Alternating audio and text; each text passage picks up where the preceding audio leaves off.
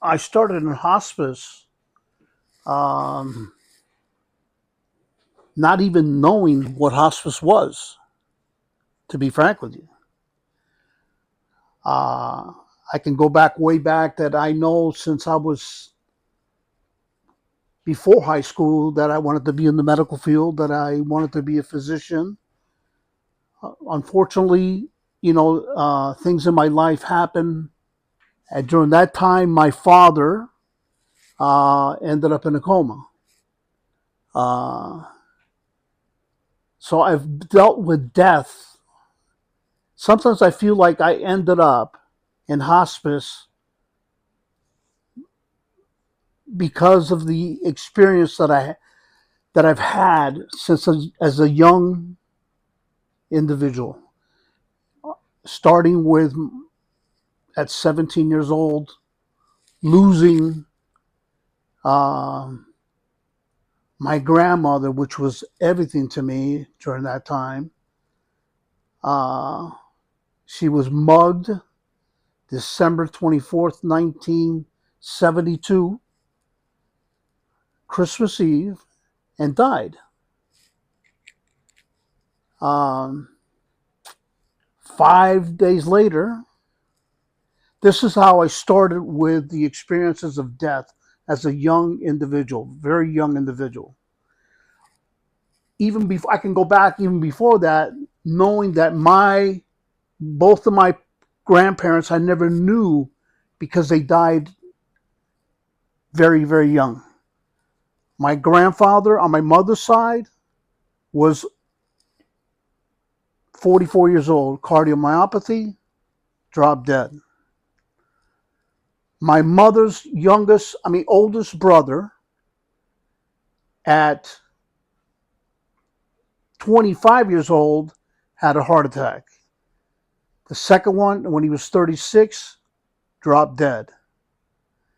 Not really remembering that. Obviously, I did not know my grandparents, but I did know my uncle.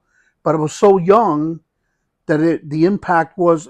And I remember even seeing him at the emergency room when he was dead. When he was dead, so, and that was 5 years old. We had just left essentially Cuba, and we were here in Miami before we moved to California. So that impact with death, I've always dealt with. How you ask? Some people have asked me, how do you deal with that? I've never gotten used to death, quote unquote death, and here I am later on in my life. For the last 13 years, come January, that's all I do is dealing with death. So, when you were 17, you assisted with a plane crash. Right. That was 5 days after my grandmother died. First of all, at 17, I was already working in the operating room as an OR tech, or they were training me as an OR tech. And so I was on the disaster team. I got called up. I remember it was midnight. The phone rang. I used to live in Sweetwater. I got a phone call, said you got to get down here. There was a plane crash. In my mind, I hung up and I told my mom I got to go. They called me in. I thought a plane had hit Palmetto General. That was what I thought. I remember driving on the Palmetto to get to Palmetto General, and I'm saying, man, I don't see any smoke. I don't see anything. First thing I do is I drive up. I'm driving up, and I see a helicopter. There was only two helipads here in Florida. I mean, in South Florida. One was Palmetto General, one was a Mercy. So I get there, and I go running. First thing to hand me is a baby. I didn't know how old the baby was or anything. All I remember, he had a gold bracelet that said Miguel Angel on it. So I passed it on to another individual, and I kept getting, I kept getting other individual, getting patients going into the emergency room. First phone call that I could make. Remember, there's no cell phones back then. First phone that I could get, I called my mom. I said, "Don't wait for me. This is going to be a long, long day." We did for 36 hours. It was one surgery after another. The stuff that I saw, uh, to this day, I'm amazed I was able to do that at my age. I mean, like I remember there was a stewardess that her femur was snapped back where her leg was over her here, over this way, She was one of the stewardesses. The amount of patients that I saw that were burnt, and not because of fire though, the fuel in for airplanes, it's such a high octane on it that you get burnt. You just get burnt. So there wasn't because there was a huge fire. Because remember that plane hit the Everglades, and that's what cushioned the accident itself. So we're looking at, there was over 200, I think it was 230, 240, you can look it up, uh, passages. It was one of the first Lockheed 1011s, which is a wide body. It was brand new. It was brand new Lockheed 1011 and Eastern Airlines. The only reason that so many survivors there was like only like out of 200 something, I think it was 83 or 89 or something like that survived. As it turns out, so I called my mom and I told her, man, the first thing they gave me was a baby, right? Never knew though until my 36 hours of working, when I got home, that she told me, do you know who that baby was? And she told me that it was my cousin, primo hermano mío, one of my cousins, and his wife were on that plane. So that was the baby that they handed me, which is, when I tell people that story, they said, what? Yeah, yeah. And I think you found a picture, or you looked up somehow or other. But that was the kid that I handed over that baby to. Um, so again, how was I able to handle that at that age? I don't know if it's because I always knew I was going to be in the medical field, and never really affected me where I couldn't do this. You know what I'm saying? Um, go further now. That was 1972. Okay. Now, come 19. So I was as an OR tech from 74 to 76. 76, I started working in dialysis. I was an dialysis tech. The amount of patients that I lost in those 10 years, I lost track, because we would lose a patient at least. I mean, I'm talking, when I say lose, I say we would have to do CPR on them. It's not like what I do now. Most of my patients have a DNR, or do not resuscitate. In that case, that's not the case. Patient codes, you have to act.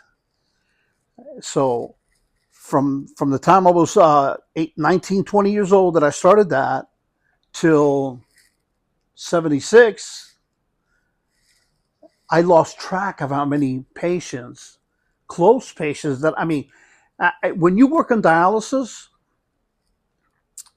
they're almost family to you, because you see them more than your own family on a weekly basis. And you're with them 4 to 5 hours with these patients. So every time that a patient coded and you lost them, it's brutal. Brutal. It gets to the point. As a matter of fact, Dialysis nurses and techs, they either love dialysis or hate dialysis. They'll come and you know how many nurses we would train, and the first time they have a code, I can't do this, and leave.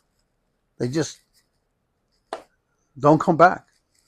As far as patients losing patients, were a lot of patients, and you never get used to it. I've never gotten used to it. To this date, I don't get used to it. Every time I have a patient and I know that they're already imminent or they're going to be dying in the next few days, there's times that I don't sleep thinking of the family, thinking of the patient, and all that. What's the hardest part of losing the patients outside of obviously them dying? Is there anything else that you have to deal with? Like you said, the family. Is that Yeah, I mean, hard to as a matter cope of with? fact, I always tell I always tell the family that I'm there more for them than I am for the patient themselves because I know what I need to do. Remember, when you're doing, there's two type of nursing. There's curative nursing. This is what we're trained when you become a nurse, is curative things. End of life is palliative. Palliative means comfort. In hospice, comfort. Palliative and hospice is basically the same thing. So once that patient is in hospice, um, where I feel like I'm there more for the family, the patient themselves, because I know exactly what I need to do for the nurse. I mean, for the patient themselves. I can't control the family's emotions. All I have for them is education, teaching them of how to keep that patient comfortable at all times. So you had to be mom's dad's nurse when he was about to pass away. Was that way harder than what you normally deal with? Oh, of course, of course, I knew what was coming. So you know what I'm saying. So even though I knew what was coming, it was hard because I had that personal connection I had at that time for 20 something years. So yeah, I mean, so you have that personal connection, but I was able to prepare to prepare your grandmother.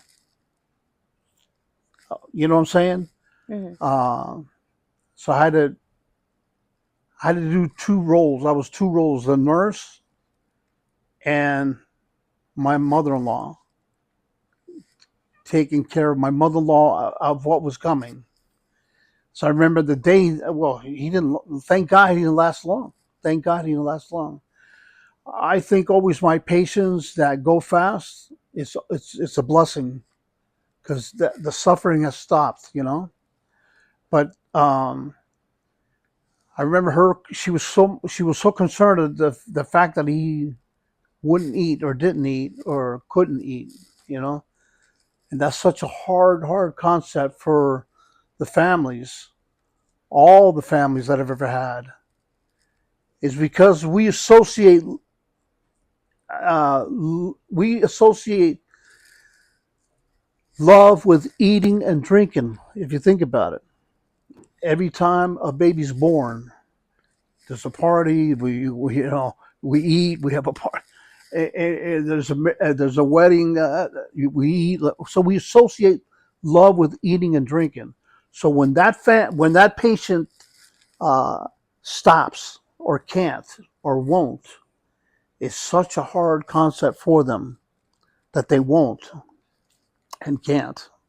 So that's where as the nurse, you have to do the teaching on that. That's part of the process. And I always tell, um, I always tell the families, have you ever had a dog or a cat?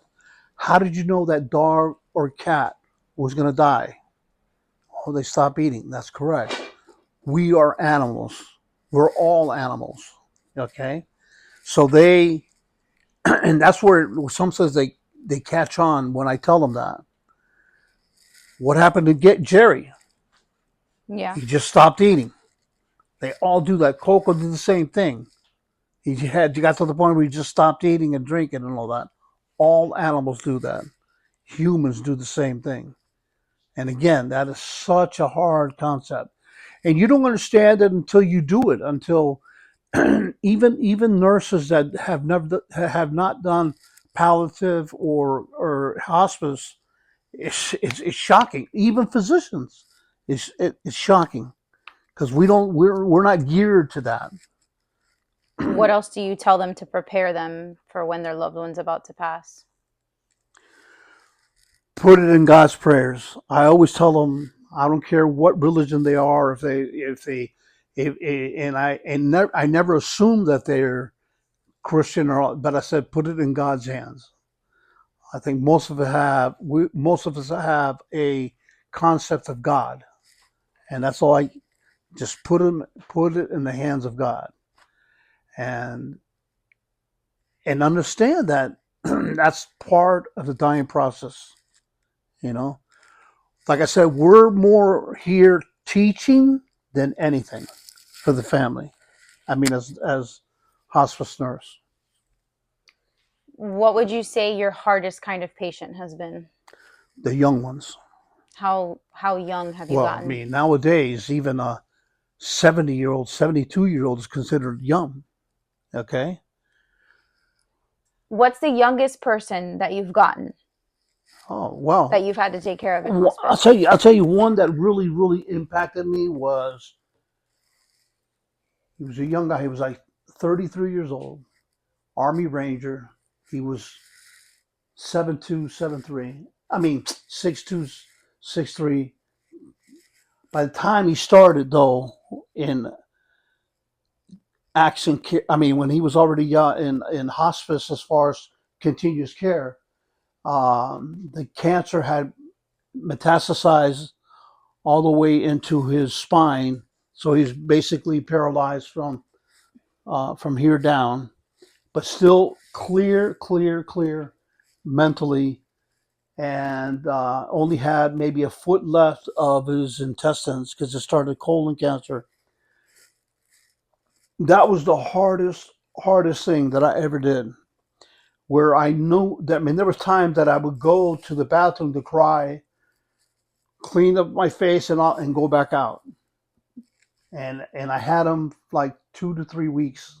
You know, I would work my 3 days, 4 days, go home, and just send me right back. And that was brutal. That was the hardest patient that to this date that I had because of his age. He was and he was a Army Ranger. So you told us about your dad, that you lost your dad.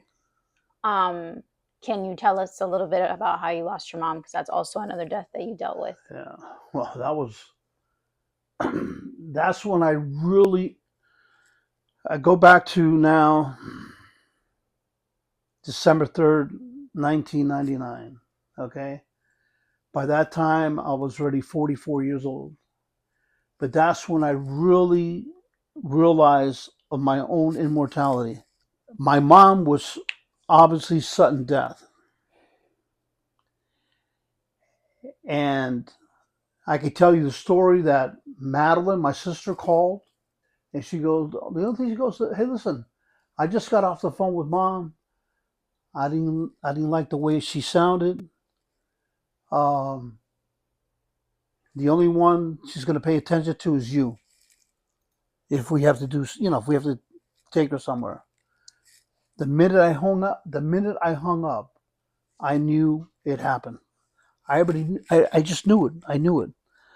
It was cold that day. It was like 40 degrees that day, 43 degrees, I think it was. I was in shorts. I had a jean jacket that I still have there that I hardly wear because of that. Got in the car and I was almost taken. Well, I was just slow down and go, slow down and go, slow down and go. Hope, almost hoping that a police officer would get behind me, and because I wasn't going to stop, so he was going to have to follow me. That's in my mind. Well, he's going to have to follow me no matter what. But I got there, and Madeline was there first, banging on the windows, banging on the doors. I had mom's keys, um, and I finally opened the door, and mom was lying. Imagine the couch like this, face down. It's almost like she fell right into it in a pool of water. Madeline was a basket case. I remember she couldn't remember nothing. Couldn't remember the address, and yelling like a mad woman. I'm telling you. Ah, you want it? And when she finally got a hold of 911, she couldn't remember nothing. She couldn't remember the address. Couldn't remember anything. And you know when once you call 911 and they can't get an address, they're able to find the address. And so the first individual who got there was a police officer. And I remember, well, I picked her up right away. How I did it, I don't know, but I picked her up, put her on the floor, and first of all, I pretended that wasn't even her. That's the only way I was able to function. That was not my mom. In my mind, that was not my mom. So here I am doing CPR, and I yell at him, "Get the defibrillator! Get the defibrillator!" He runs to get the defibrillator. It wasn't until fire and rescue got there, they took over, is that I just went outside and just collapsed. I mean, literally collapsed. And they just kept going and kept going. And then once they put her in the gurney and put her in the ambulance, I knew she was gone. I knew she was gone, but I followed them to the emergency room, obviously, and they pronounced her dead in the emergency room. But I knew she was, even before that. I knew she was gone. So, but I can tell you one thing: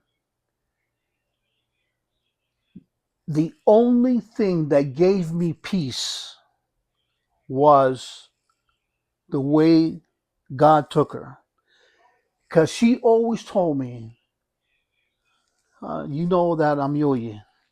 Yoyi, I know that we all have to die. The only thing I ask God is when it's my turn, take me in one shot." And I think is that she remembered what she went through and what my dad went through for 2 months being in a coma. So that's the only thing that gave me a little bit of peace, that it happened that way. Because if I would have survived, if I would have brought her back, and that was my prayer always the whole time. While I'm doing CPR, God, if you're gonna bring her back whole. If not, take her home. Because if I would have saved her and she would have ended up a vegetable or bedridden, I, the only reason I wouldn't blow my head off was because I had you, and I had Nico, and I had your mom. But if I would have been single and that would have happened during it, I probably would have taken my own life, not thinking that I just brought her back and she's going to be a vegetable or bedridden. No, knowing that that's that she asked, that if when it's her turn, take me, just take me in one shot. And I think that it's really and it's a blessing. And I tell families that when I have families in hospice, as the patient goes, I said, believe me, it's a blessing. I know you don't want to go, you don't want to let go, but it's a blessing. That's it. The suffering is done. Nobody wants to go through what I've experienced with my dad. And if it has to happen, do it like mom. Have your own have your own health issues, and you've facing your own health issues. Has everything that you've dealt with changed the way you approach that situation? Changed in what way? I'm not really sure what you're asking me. Has it made you Did it make you more scared for everything that you went through because you've seen all of these No, things, or did it make you feel more no. comfortable knowing? The only thing that I say is that whoever tells you that they want to die is lying to you. I don't want to die. And that's why I think that I still want to keep working. You know what I'm saying? That I can still out there and work. The minute I can't, that would be brutal for me. Brutal. And I know that that's what keeps me going sometimes. Because I'm telling you, I can't go from here to the car without pain or short of breath, sometimes, Even when I had I remember when I had a heart attack and and I went through aphasia. One of the social workers, well, you couldn't have disability for the rest of your life. I didn't. I'm telling them, I don't want to do that. I don't want to be disabled for the rest of my life. I had to relearn. People forget that I had to relearn. I had to relearn a lot.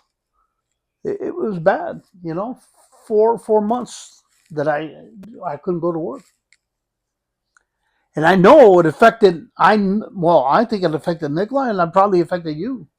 And 5 months later, your mom ends up with breast cancer. You know what I'm saying? When she told me, oh my God, hey, let's go for a walk. I'm thinking let's go for a walk for me, That's what she told me. Oh, by the way, I have breast cancer. I mean, it was like, I still have nightmares of that sometimes, So, Do you think that you struggled with everything that happened with her a lot more than you would handle anybody else around you having that sort of like health scare? Because I feel like that hit you really hard when she got sick. no, it's the worst thing. I wouldn't desire that in my worst fucking enemy. Somebody, as much as I love your mom, and that going through that with your mom, what she went through, you know, sometimes I don't see how people handle it. Sometimes I'm amazed that I handle it. And why do you think The only reason I think she is because of her. that you were able to deal with it? Huh? That you were able to deal with it? Because of her, you know.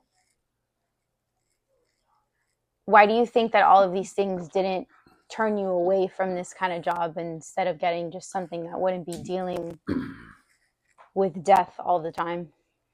I I think because I'm able to articulate to patients and to families things that I've gone through and how to handle it.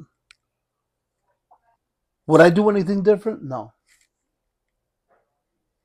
I would not do anything different because I had the right. I mean, I had the opportunity to do something different, and I didn't do it. What are your views on death now? Have they changed over the years? No, I think I'm more able to accept it more. I guess knowing that. I mean, more accepting that it can happen. Where before I was 44 years old, that was before mom's death. It was uh, something that there's no way that could ever happen. I mean, that's how I felt like there's no way I would die. After mom's death is when I really understood mortality. Shit, this could happen to me. That's when I really understood that. Before that, I was in what's the word? Invincible. Invincible. I was really invincible. Or I felt I was invincible. You know? Remember, for 30 years, I didn't see a doctor. It wasn't until my first heart attack that I really saw a doctor because it can't happen to me. Or in my mind, it's not going to happen to me. That type of thing, you know. Dealing with all the medical stuff that you've done, is that why you avoided doctors? No, because I think a lot of doctors are the same way because we know sometimes is that we know the shit that can happen. You know, so you have you have a knowledge that most people don't, and it's almost like I'd rather not know. But I think your abuela was like that. I think we all your abuela, my mom was the same way. She just wouldn't see a doctor. It's just and I didn't do I myself. I just if it wasn't if it wasn't the fact that I tore my toe off, then I knew I had to go see and do that. Well, let me ask you a question. Did you learn anything? Did I learn anything? Yeah, did you learn anything? Sometimes as an instructor, when you're instructing somebody or trying to ask questions, you learn something. Every time I ask a question to a family, I learn. I mean, I'm just surprised that it wouldn't have turned you off, because it would have turned me off. But that's why we're all different. We're all different personalities. Yeah, I don't think that I could handle dealing with that every single day and be able to, I guess, detach from it. Even though you don't really say that you detach from it I because you Not at feel it. all. I can never get. I never. And I'll never tell you that I can never get used to it. I never get used to it. That's what's so hard because you don't get used to it. The minute you get used to it, I think you are the one to disattach yourself Reality. from reality. I think. So you've been there when a lot of people are facing their final moments. Have you seen anything that stands out to you when people are about to, when they've accepted the fact that they're gonna die? Are they scared? Are they regret things that they maybe have done in life? I don't get that deep into the because I don't think it's fair to be asking those questions to the patient. You understand? They don't share anything with you. Yeah. If they do, if they, I don't remember. I don't have a single patient that told me that has said I don't want to die. You know Wait, nobody has said that they don't want to die. that really has at that stage of the game has said, man, I really don't want to die because I think that's the hardest thing to get to the point where you say, man, I don't want to die. I think they just little by little go out. My perfect analogy in what we do and what I do is hopefully we have the technology and the medications to the patient can go out like a little candle, little by little, dis, dis, disconnecting from reality and disconnecting from life. Um, I could tell you, I've had only one patient where was in hospice, fairly young lady. She was 67 years old. Um, Still ambulating, still walking, was in distress. And when I got there, she was at the table having breakfast. She didn't have diapers on because she on her own was able to walk and go to the bathroom and all that. And I remember the case manager told me, "Hey, George," she just told me to go ahead and call her son and her daughter that she's dying today. just like that. I'm saying I seriously doubted that it would be like that. Bottom line is that she was right. I got there at 10 in the morning. I pronounced at 6:03 p.m. So you think But that they all know? hers was sudden death. She knew. She just that's the only patient that I remember and that she was clear. It wasn't like remember a good 85% of our patients have dementia or Alzheimer's. I mean a good percentage of it like that, like 80. And she was not. So hers was lung cancer. And I remember she said, "Call my son and my daughter. I'm dying today." And it happened. Like you said earlier, we think that we're invincible when we're younger, but obviously it's inevitable. Do you think that being so close to it your entire life has prepared you for when it's your time? That's why I don't even think about it. I don't want to think about it.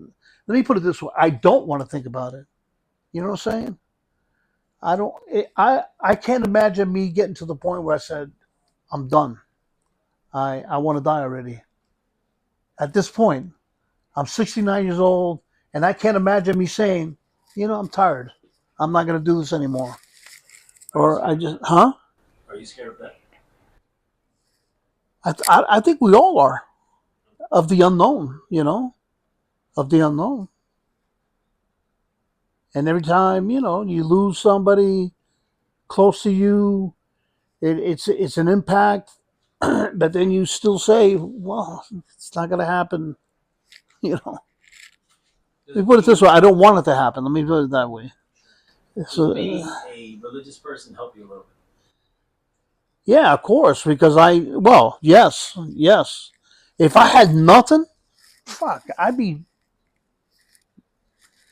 I can get away with if I knew that there was no consequences, right?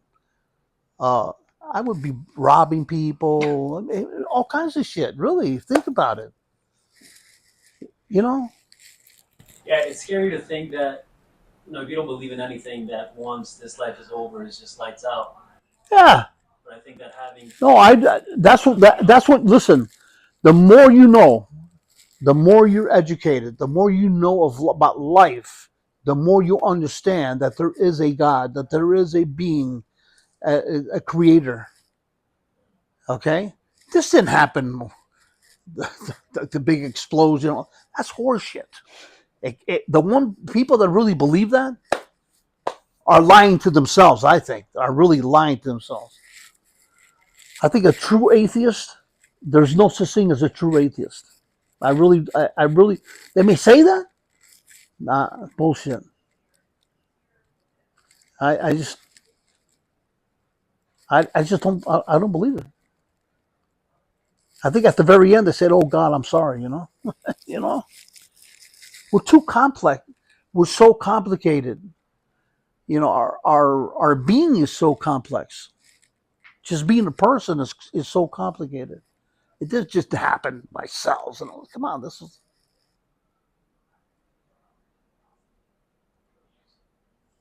George, thank you for sitting down and sharing your stories. all right. I'm out of material.